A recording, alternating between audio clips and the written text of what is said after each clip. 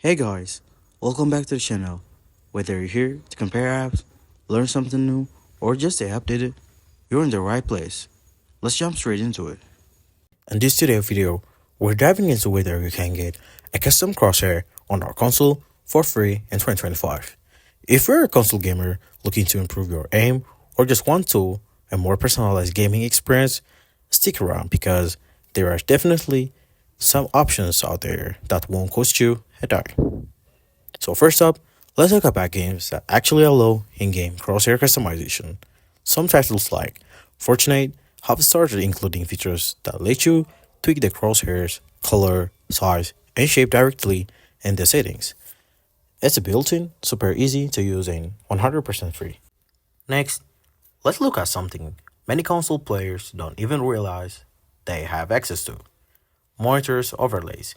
If you have a gaming monitor, there's a good chance it has a crosshair overlay options built into the settings. These features place a crosshair right in the center of your screen, no matter what game you're playing. You don't need any extra software, and it works perfectly on consoles like the PS5 and Xbox Series X. Another method, thought a bit more old school, is physically approach. Some players simply use a small removable stick or even a dryer erase make to place a dot at the center of the screen.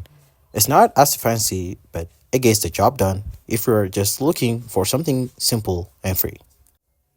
Now a quick heads up.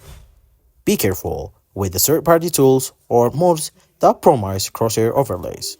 Most consoles don't allow this, and using unauthorized software can get your account flagged or even banned. So, stick with the safe methods we mentioned in game settings, monitor overlays, or physical solutions. Alright guys, if you found this video helpful, be sure to drop a like and share it with your fellow console gamers.